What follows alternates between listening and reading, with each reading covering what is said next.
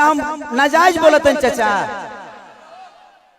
अभी बताइए खेसरिया जब अपना खातिर हॉस्पिटल नहीं बनवले तब गांव भर का इलाज कहां से कराई। तो जब ये हमारे नेता अपना इलाज कराने के लिए एम्स में जाते हैं, हमारे नेता अपना इलाज कराने के लिए बॉम्बे जाते हैं, विदेश जाते हैं, तो ये बताइए जब ये अपने इलाज के लिए अस्पताल नहीं खुलवाए तो हमारे इलाज के लिए कहां से खुलवा पाएंगे। मेरी उम्र आज 28 से 30 वर्ष की हो गई। 30 वर्ष से हो सकता है 5 वर्ष बाद मुझे होश आ गया होगा। 25 वर्ष से तो ऐसा ही देख रहा हूं कि हमारा बिहार में बदलाव कुछ नहीं हुआ है। दारू बंद हुआ है तब वो मिलिए रहा है। इसमें दोष हम सरकार को नहीं देंगे क्योंकि हमारे पास रोजी नहीं है। हम अपनी रोजी ढूंढते हैं, वो चाहे हमें नशा में मिले या बुराई करके मिले या किसी का मर्डर करके मिले।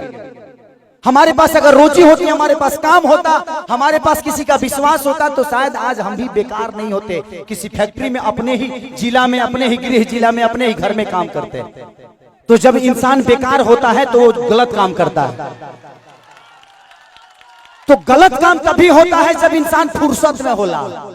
एक गलत काम हो तारा टाइमे ना मिली। अच्छा ही बताओ तार गेहूं के दमरी आई तो तू दूसरे के टिकोड़ा तुरे जीवो, तू अपन गेहूं दईबा ना। तो जब हमारे पास अपना वर्क होता, हमारे पास फैक्ट्रियां होती, तो आज हमारे भी घर की औरतें अपने पति के साथ रहती। ये अपने पति के लिए तरसती नहीं कि होली में आएंगे तो दीपावली में आएंगे। आज हम अपने बच्चों के साथ होली मनाते, दीपावली मनाते। हमें दीपावली मनाने के लिए किसी का परमिशन लेना पड़ता है, किसी से लेटर देना पड़ता है कि सर हमको जाना है अपने बीवी के पास, छठ आ गया है। तो हमें तो त्योहार मनाने की भी आजादी नहीं मिलती है। ऐसे राज्य में हम पैदा हो गए हैं। हमें ऐसे राज्य से नफरत नहीं है, लेकिन यहाँ के सिस्टम से मुझे नफरत है कि यहाँ के सिस्टम हमें कहीं का नहीं छोड़ा, कहीं ले ही नहीं गया। इनका एक ही काम है कि जब बाढ़ आई ना, इलेक्शन के बाद हमें इलो रोज मिली। अगर इलेक्शन बा जहाँ बाढ़ आई कि चिवड़ा खात खात पेट मॉल हो जाए, खूब खाए बरवा चिवड़ा। लेकिन यही इलेक्शन बीतते ही एक भी आदमी, हाँ, जो आपकी दर्दों को समझता है। मैं किसी राजनेता पे उंगली नहीं उठा रहा हूँ, मैं सिस्टम पे बात कर रहा हूँ। आज अगर यहाँ फिल्म सिटी बन जाए तो मुझे लगता है कि खेसारी लाल यादव यूपी में शूट करने जाते हैं, वहां पे कम से कम 60 से 70 लाख रुपया भैया प्रोड्यूसर और डायरेक्टर यूपी सरकार को दे के आता है। वहां कम से कम 300 लोगों को रोज रोजी मिलेला। रोज कलाकार हो जी पैदा होले, रोज कलाकार काम करेले। लेकिन बिहार सरकार के कोनो चिंता नहीं है। ये बताई खेसरिया चाहे जितना भी संपत्ति बनौले बा बॉम्बे में बनौले बा, अगर वह चीज बिहार में रही तो खेसरिया का सारा संपत्ति बिहार में रही ना, हम अपना परिवार के, अपना भाई लोगों के साथ रहते तो हमके भी तकलीफ होला। हमके भी अच्छा ना लगे कि हम दूसरा शहर में जाके, दूसरा राज्य में जाके दुगो रोटी कमाता नहीं।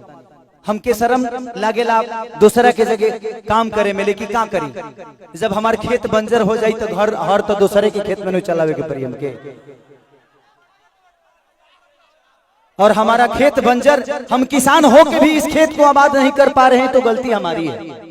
गलती हमारी ये है कि हम जब इलेक्शन आता है तो खाली 2 फ्रूटी पिए लगे तो बटन दूसरा जगह चल जाता है।